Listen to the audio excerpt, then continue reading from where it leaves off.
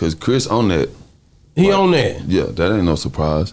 So he. That ain't no surprise. He the most gangsters R&B nigga that you know. 100%.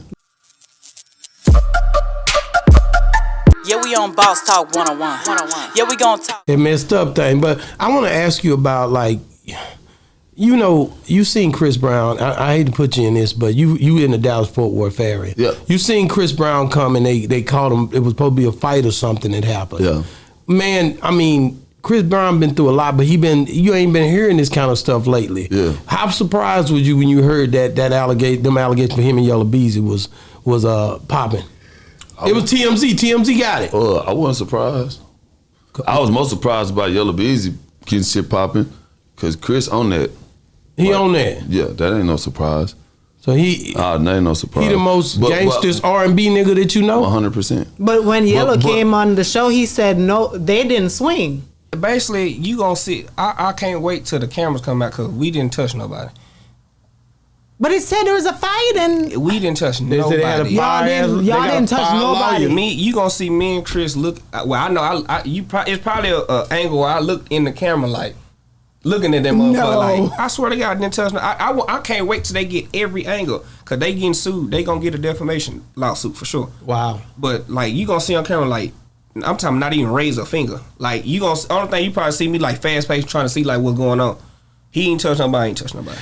They said him nor Chris. They just sit back. I mean, at this point they don't have to probably, but at the same time, ooh, that's crazy, but it's true. But at this point, but I know Chris Brown. Yeah. I'm now as far as what happened that night, I don't got no idea. If they said in the swing, they didn't swing. Yeah. You know, but he ain't no hoe, and he's a human. You know, a lot of people forget that somebody when they're a celebrity, they'll forget they also human beings. Like That's right. He's just like us, bro. And you know what I'm saying? He'll get on your ass and you play with him. Just like he you ain't get on good somebody's at ass, they play play. with you. It ain't, yeah. But you know, he got smart over the years. He way more mature. And, you know, that's one of the first people that gave me a big break. So I always feel indebted to him to some extent. Like, Chris Brown put me on this shit. I had one song that I had Whip It Out. How did he do that? Like, how would he even call you to do that? Like, why are you having one song? Man, well, you know, I had been doing a lot in the game behind the scenes also. Okay. But just honestly, it was our managers. So I had a manager named Mark Pitts. Mark Pitts managed Biggie Smalls. Okay. He managed Usher. He managed Miguel. He managed Chris Brown. So before I got my deal, Mark Pitts came to me and he said him and Jay-Z was watching YFN Lucci video on the internet. YFN Lucci video went off. My video went on. He said Jay-Z told him that's the guy right there. That's the one we need. Him, not the other one. Mark Pitts flew to Atlanta to meet with me. He said he wanted to be my manager. It was me, my manager Cricket at the time, Dez, shout out to Dez, shout out to Cricket, it was my team at the time. He flew to the studio. I played on my album. I had my album set up like a movie. Like I had a whole, like, old school albums where it had skits and shit. Yeah. But I had one big video. It was like a short film. It was a movie. That's hard. But he said he wanted to be my manager. I said, well, what you gonna do for me, nigga? Shit. He started telling me I met Biggie Smalls. I don't give a fuck about none of that. What you gonna do for me? I'm finna have a baby. I got shit going on. I'm finna go on tour with Kevin Gates. He's like, I said, can you give me a deal? Because that's the only thing I can do from this point. I had got to a point being independent where we had spent $300,000-$400,000. Yeah. We done everything we could do independently. It was time for another push. And he said, I can get you a deal. And so I said, well, shit, if you can give me a deal, nigga, I'll sign to you. And he said, when you gonna be to New York? I said, I've never been to New York in my life. In the middle of Kevin Gates' tour, I was in Chicago. I had a 2-day break. I went to New York. He put me in a meeting with every record label out there. Wow. Damn. Every record label offered me a deal. Every single record label offered me a deal. Put that on your camera, bitch. Every single record label offered me a deal. On my mama, on my kids. And you only went with that one? I went with that one because he worked for him. So Mark Pitts was the president of Black Music at RCA. Okay, that makes sense. He's the president of Black Music. I was a priority Black artist. They made me the priority artist. If you know, a label got a list of artists. You got your regular artists and you got your priority artists. I was signed as a priority artist to RCA, and he was the president of Black Music. I thought I was being a genius. I was really devising some shit from how I set up the fund, the recording fund, to who I signed with. I really thought I was masterminding some shit, and these folks just had me in a blender. Cause they already had another plan. That's right. That's you know, right. and it really like I thought we was making a plan together as a unit and pushing forward, but they kind of already had just the corporate plan that it's a cycle. They already it's a know. cycle. You just the next piece. How did they get you to? Did they pick Chris? Did they pick Chris, or how did that happen?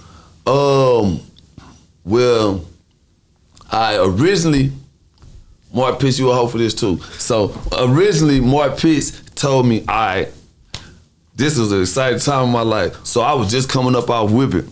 It was this chick I had been wanting forever, and she wasn't giving me the play I wanted, but I never was alone around her to like show up my personality and shit. So I started having a budget to shoot videos. That's when we shooting all these independents. So I started hiring her for all my videos as a video girl. So it looked like she my girl in my career as I was blowing up. And she started so now I'm locked in with her. Now she done let me smack. It's up. It's up. We locked in. I'm laying in her bed at her house. And Chris Brown called my phone.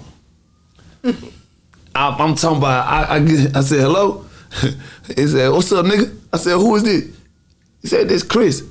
I said, no, mother Chris, nigga. Chris who? He said, Chris Brown, nigga. I said, what?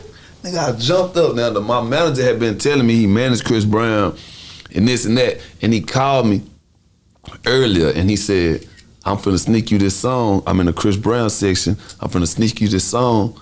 Just put a verse on it quick as you can and send it back, and I'm gonna try to sneak it and let him hear it and see if he'll let you on the song. It's hard. So I did 2 verses on the song. I fell asleep really not thinking about nothing. He called me, it's Chris Brown on the phone. Nigga, you killed that shit, nigga. I'm finna fly to LA. We shooting a video. Nigga, you coming to my house. Nigga, we woo. The next day I had a flight to LA. Wow. And the girl was sitting there like, that's Chris Brown. She said, I'm like, oh, I know it's up after this. I know it's up. This made me just feel so good. But then I got around Chris and he was like, man, really, man, my boy, then we see a couple of your videos on YouTube, on World Star, you had that whip your age. He said, boy, I had been wanting you on something. Wow. He so said, he said it was you or Bun B I was going to put on this because it was saying wrist tip, false tip. He said, I picked you over Bun. Wow. Okay. And Mark Pitts done lied to me, talking, I'm doing you a favor. I snuck this in, so look out for me. You trying to make me feel like I owe you my finessing, life. finessing. That's finessing.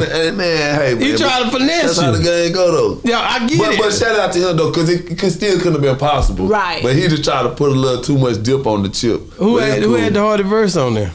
What you mean? You think you got Chris? Hey, man. But you know, we doing 2 different things. Yeah, cause you were rapping, you on that rap shit. But I did 2 verses on there, and what's crazy, he kept both of them. He like, That's he hard. kept one part. I said, which one you gonna keep? He said, I'm keeping all that shit, nigga. We finna let that hell go. Hey, he was so 100, bro. That's the way he is. He seemed that way. The three realest artists I done dealt with, man, and I don't know if I ever gave these niggas they flowers enough, and I want to do that today.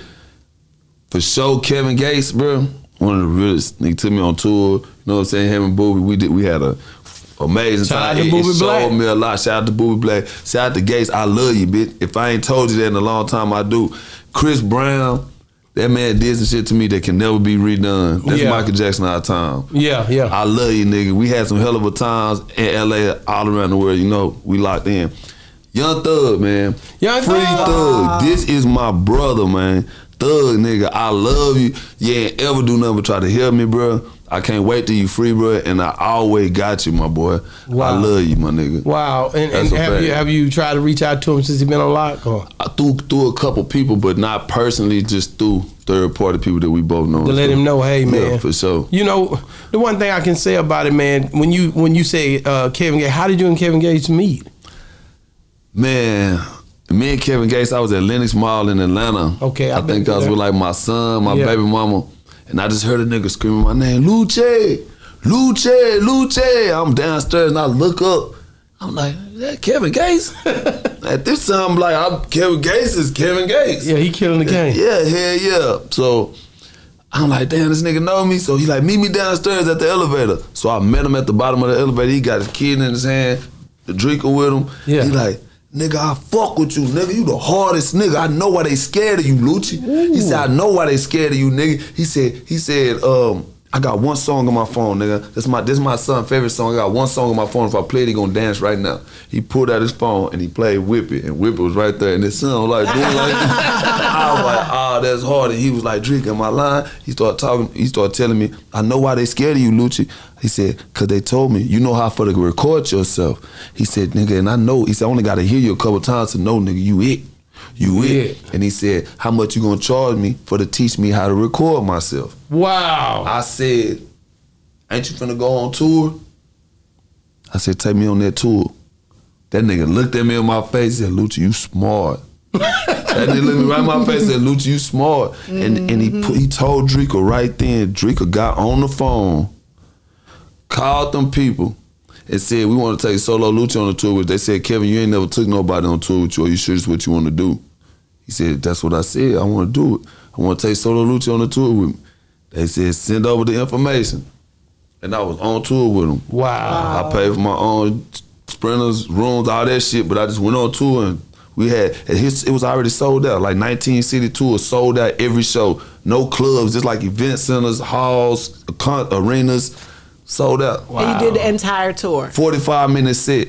45 minutes. Man, what? I brought my security, DJ. I turned a lot of people up, man. Shout out to my boy Nephew World Films on the camera work. I had turned them up with that. We, you know, he from Fort Worth, so we did a lot. Wow, man. You know, I sit back, man, and I don't get tired too to it. And that nigga that was bad, and he's still bad. He done started to remove his tattoos. I don't know what that's about. Yeah, it looked like it. Yeah, some of his tattoos he removed. Oh, for yeah, real? it seemed like it. You remember he had the feathers gone. Oh. And then the one I think in the middle. I didn't know till my wife told me. I didn't realize that, but it made him look so different. Yeah, I ain't gonna lie. He's a very selective. He's very selective with his energy. Very selective. I can tell. He moved very militant. Like since the when I really got around him,